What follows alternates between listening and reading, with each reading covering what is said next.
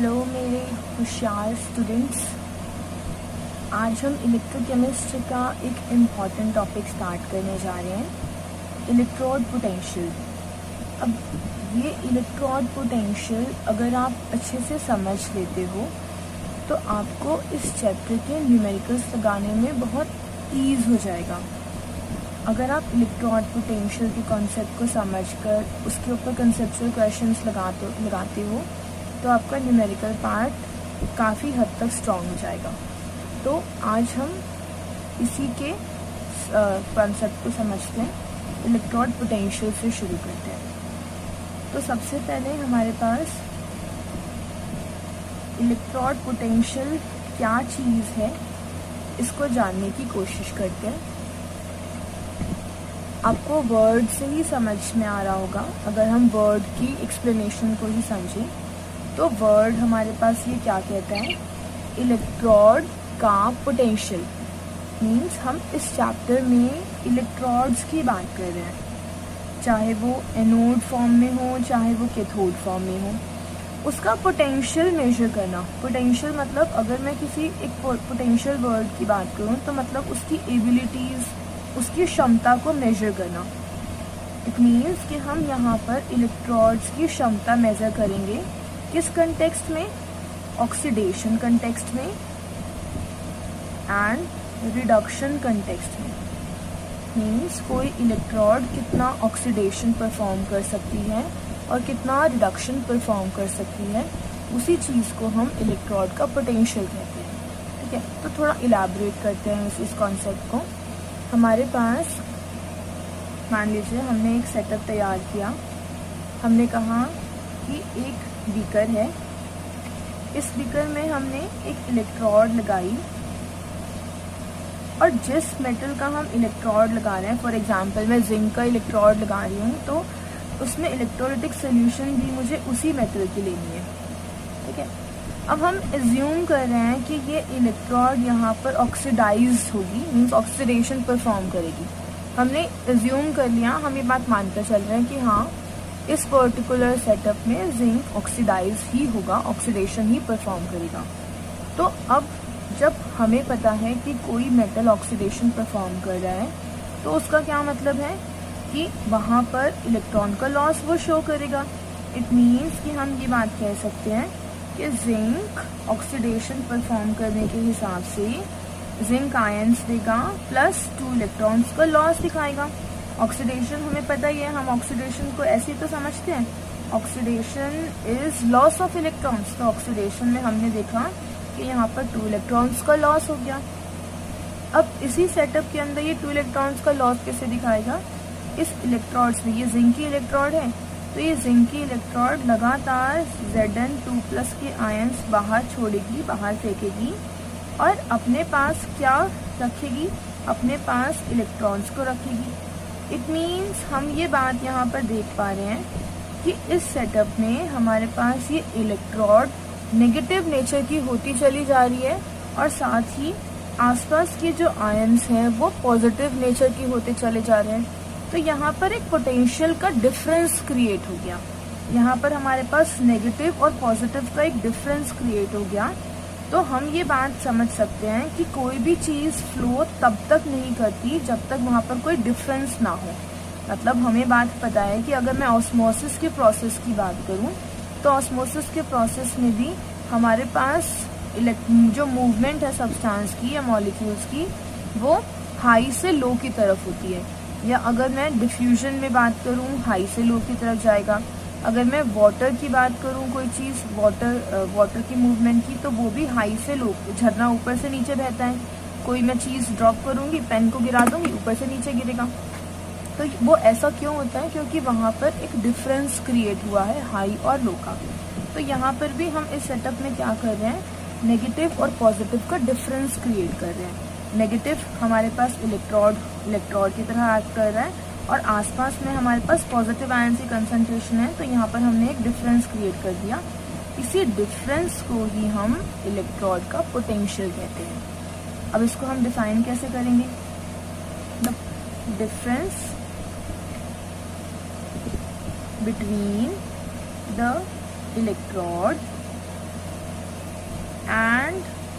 The electrolytic solution. ये electrolytic solution में तो हमारे पास आयंस की कंसंट्रेशन बड़ी है, पॉजिटिव आयंस की। So the difference between the electrode and the electrolytic solution is known as electrode potential। अब एक बात का और ध्यान रखना है कि हम जो ये डिफरेंस मेजर कर रहे हैं, ये डिफरेंस हम इक्विलिब्रियम पर मेजर कर रहे हैं। इक्विलिब्रियम पर मेजर करने का मतलब है कि हमारे पास ये प्रोसेस चलता जा रहा है, इलेक्ट्रॉन्स लगातार यहाँ पर एक्यूमुलेट होते जा रहे हैं और जिंक के आयंस लगातार सॉल्यूशन में जाते जा रहे हैं। तो एक कंडीशन ऐसी आएगी जब जितने जिंक आयंस बाहर गए उतना ही डिपॉजिट भी हो गए, यानी कि उतना ही वापस सॉलिड की फॉर्म में कन्वर्ट हो गए। तो जब ऐसी सिचुएशन आएगी तब हम डिफरेंस को मेजर करेंगे और उसी डिफरेंस को हम इलेक्ट्रोड पोटेंशियल के नाम से जानेंगे। तो अब यहाँ पर हमारे पास ये इलेक्ट्रोड पोटेंशियल किस कंटेक्स्ट में देख रहे हैं? ऑक्सीडेशन कंटेक्स्ट में। इसीलिए हम यहाँ पर इसको क्या कहेंगे? Oxidation potential. तो अभी हमने इस इलेक्ट्रोड पोटेंशियल को किस टर्म में समझा? ऑक्सीडेशन की टर्म में। इसीलिए यहाँ पर हम इसको डिफाइन कर पा रहे हैं कि ये ऑक्सीडेशन पोटेंशियल है। अच्छा, तो पक्की बात है कि इसी तरीके से रिडक्शन पोटेंशियल भी समझने की जरूरत है। तो यहाँ पर अब हमारे पास एक दूसरा कॉन्सेप्ट आता है। अब हमने वही एक सेटअप लिया। अब हमने क्या किया? डिफरेंस यहाँ पर क्या था? यहाँ पर हमने इलेक्ट्रोड उसी मेटल के ले रहे हैं, अपना सोल्यूशन भी, इलेक्ट्रोलिटिक सोल्यूशन भी उसी मेटल का ले रहे हैं। अब डिफरेंस बस ये है कि पहले केस में हमने जिंक का ऑक्सीडेशन होते हुए दिखाया था, जबकि इस केस में हम जिंक का रिडक्शन होते हुए दिखाएंगे। जिंक का रिडक्शन मतलब अब इस केस में जिंक एलिमेंट अपना इलेक्ट्रॉन्स का गेन दिखाएगा, जिंक आयंस इलेक्ट्रॉन्स का गेन दिखाएगा। तो गेन दिखाएगा किस दिखाएगा? जिंक के आयंस थे, उसने 2 इलेक्ट्रॉन्स गेन किए और जिंक में कन्वर्ट हो गया। इट मीन्स अब यहाँ पर हमारे पास जो जिंक सल्फेट का सोल्यूशन है उसके पास बहुत सारे जिंक आयंस हैं। अब ये जिंक आयंस यहाँ से इलेक्ट्रॉन को पुल करेगा और किस फॉर्म में बदलता जाएगा? जिंक की फॉर्म में। तो एक तरह से हम क्या कह सकते हैं? इलेक्ट्रॉन्स को पुल इलेक्ट्रोड में से तो कर रहा है, तो यहाँ पर इलेक्ट्रॉन की डेफिशिएंसी हो जाएगी। और इलेक्ट्रॉन की डेफिशिएंसी मतलब मैं यहाँ पर पॉजिटिव चार्ज दिखा सकती हूँ, बहुत सारा पॉजिटिव चार्ज आ गया। इलेक्ट्रॉन की डेफिशिएंसी होना या पॉजिटिव चार्ज आ जाना एक ही तरह से बात हो गई। और बाहर क्या आ जाएगा मेरे पास? क्योंकि यहाँ पे जिंक आयंस इलेक्ट्रॉन्स को पुल कर रहे हैं लगातार, तो बाहर हमारे पास बहुत सारे इलेक्ट्रॉन्स हो जाएंगे। तो यहाँ पर भी मेरे पास केस सेम हो गया पहले केस की तरह। पहले केस में हमने देखा कि इलेक्ट्रॉन्स इलेक्ट्रोड पे एक्यूमुलेट हो रहे हैं और आसपास की कंसंट्रेशन पॉजिटिव है। और यहाँ हम क्या देख रहे हैं कि हमारे पास इलेक्ट्रोड पॉजिटिव नेचर का हो गया है, पॉजिटिव एक्यूमुलेशन हो गया है और आसपास इलेक्ट्रॉन्स की एक्यूमुलेशन है। डिफरेंस यहाँ भी क्रिएट हुआ है, पोटेंशियल डिफरेंस यहाँ भी क्रिएट हुआ है, लेकिन किस कंटेक्स्ट में? रिडक्शन कंटेक्स्ट में। तो अब इस इलेक्ट्रोड पोटेंशियल को हम क्या नाम देंगे? रिडक्शन पोटेंशियल नाम देंगे, क्योंकि हम ये रिडक्शन कंटेक्स्ट में देख रहे हैं। तो यहाँ पर भी हमारे पास डेफिनेशन यही रहेगी, द पोटेंशियल डिफरेंस बिटवीन। अब हम यहाँ पर क्या देख रहे हैं? इलेक्ट्रोड्स और इलेक्ट्रोलिटिक सोल्यूशन का डिफरेंस देख रहे हैं। इलेक्ट्रोड पर पॉजिटिव चार्ज की एक्यूमुलेशन है और इलेक्ट्रोलिटिक सोल्यूशन में नेगेटिव चार्ज की एक्यूमुलेशन है। हर एक चीज को समझ कर चलो। यहाँ पर हमारे पास क्या था?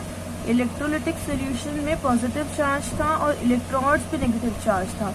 तो हमने उस हिसाब से, उस बेसिस पे अपनी डेफिनेशन लिखी। यहाँ पर हमारे पास क्या है? इलेक्ट्रोड पे पॉजिटिव चार्ज है और इलेक्ट्रोलिटिक सोल्यूशन में हमारे पास नेगेटिव चार्ज है।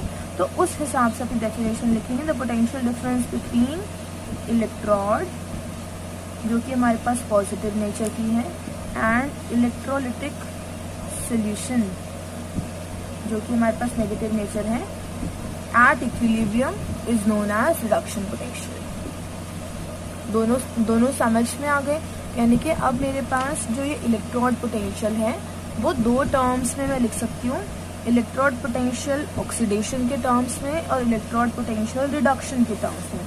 मीन्स मेरे पास अब यहाँ पर दो चीज़ें हैं समझने के लिए, एक ऑक्सीडेशन पोटेंशियल और दूसरा रिडक्शन पोटेंशियल। अब केमिस्ट्री में हम एनसीईआरटी के हिसाब से अगर बात करें तो एनसीईआरटी में वो साफ साफ मेंशन कर रहा है कि आईयूपीएसी ने रिडक्शन पोटेंशियल को ऑप्ट किया है। मीन्स मैंने दोनों केसेस में जिंक के एग्जाम्पल लेकर आपको एक्सप्लेन किया, लेकिन मैं किसी ना किसी एक सेटअप को तो ऑप्ट करूंगी। या तो मैं जिंक को हमेशा रिड्यूस होते हुए बताऊंगी या मैं जिंक को ऑक्सीडाइज होते हुए बताऊंगी।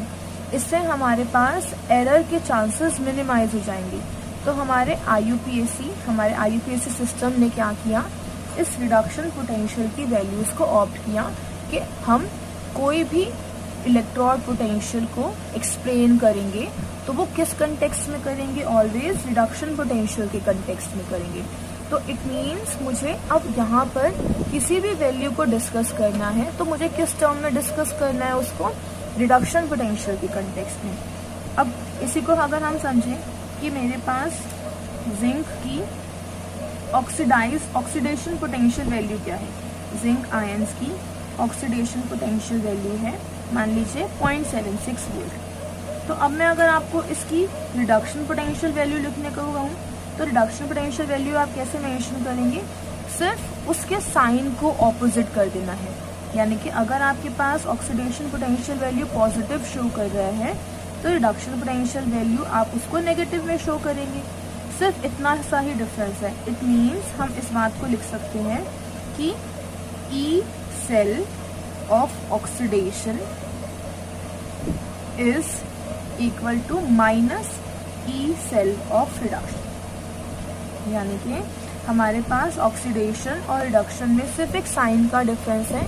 अगर आपको क्वेश्चन में आपको वो कंफ्यूज करेगा ही करेगा, हो सकता है वो आपको ऑक्सीडेशन पोटेंशियल वैल्यूज दे दे, लेकिन अब आपको ये बात पता है अगर कि वो ऑक्सीडेशन में वैल्यू दे रहा है तो आपको उसको रिडक्शन पोटेंशियल में कन्वर्ट करना होगा।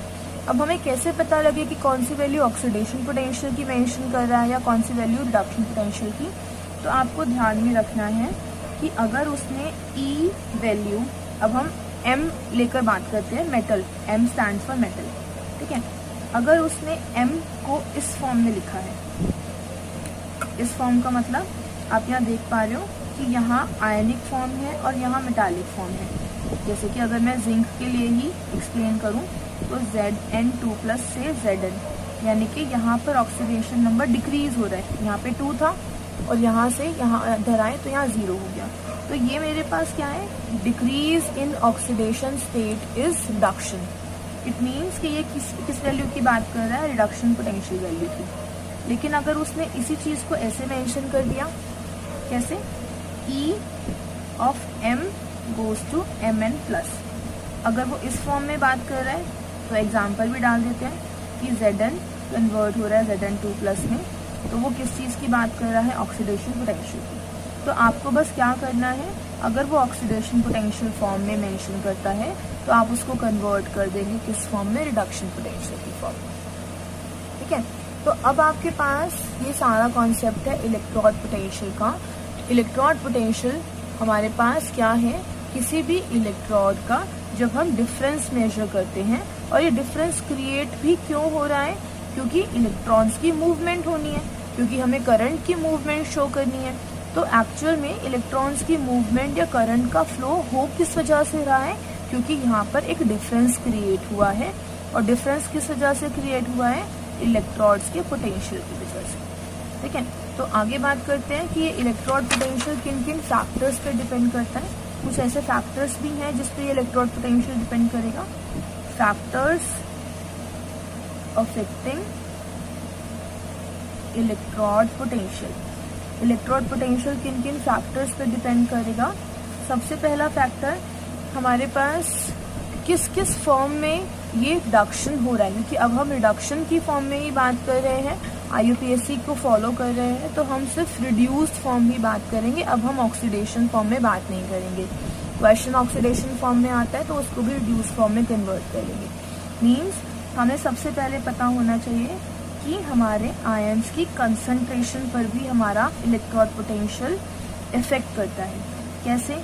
अब मान लीजिए हमारे पास आयरन का केस लेते हैं। आयरन हमारे पास किसी किसी सोल्यूशन में Fe2+ देगा, वहीं किसी सोल्यूशन में आयरन Fe3+ भी देगा। मतलब इन दोनों ही केसेस के अंदर आयरन हमारे पास एक मेटल है, जिस दोनों ही केस में मैं लूज ऑफ इलेक्ट्रॉन दिखा रही हूँ, लॉसिंग ऑफ इलेक्ट्रॉन।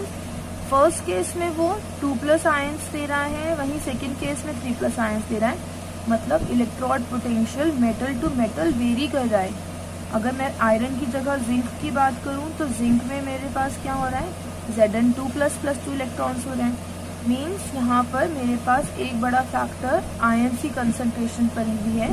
थोड़ा सा इसको और आगे हम समझेंगे लॉज के अंदर, फैराडेज लॉ में।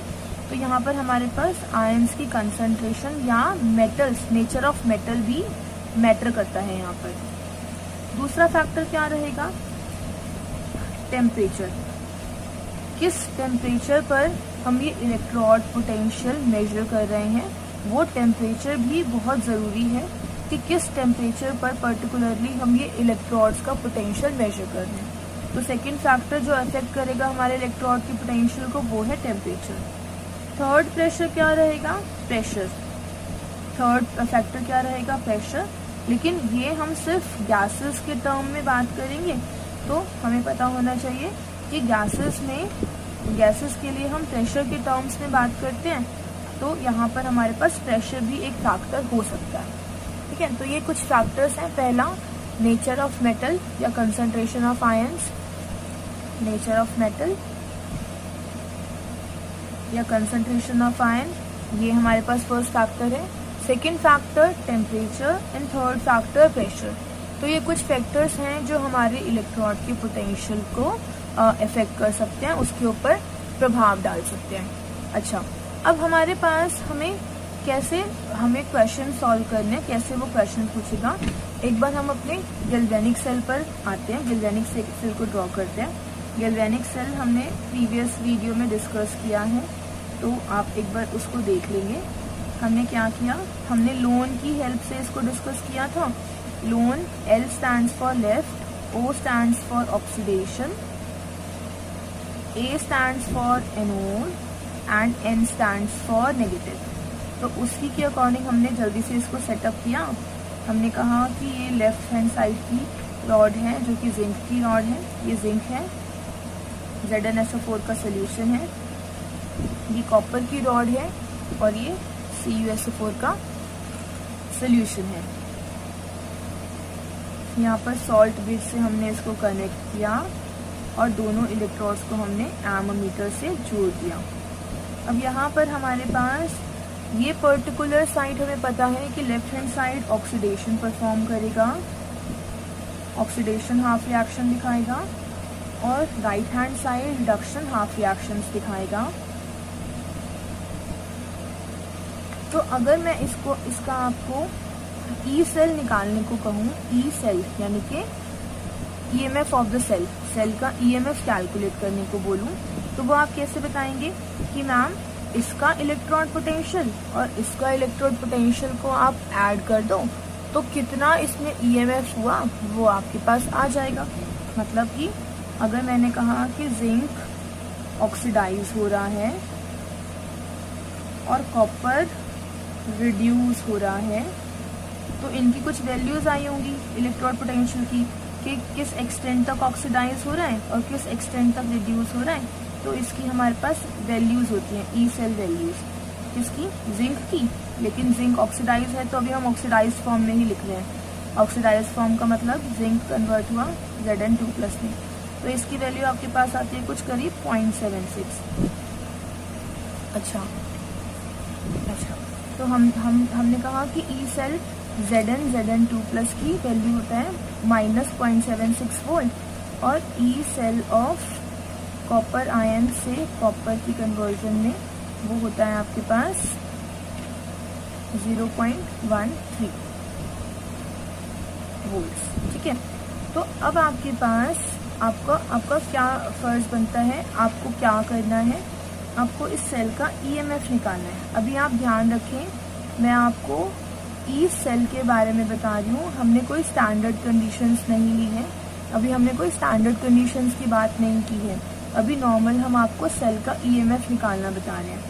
तो सेल का ईएमएफ यानी कि इस पर्टिकुलर सेल में कितना ईएमएफ बना होगा उसकी बात कर रहे हैं। तो हमने क्या कहा कि आपके पास ई सेल आप कैसे निकालेंगे, एनोड का और कैथोड का आप इलेक्ट्रोड पोटेंशियल ऐड कर दें तो आपके पास क्या आ जाएगा, आपके पास उस सेल का ईएमएफ आ जाएगा।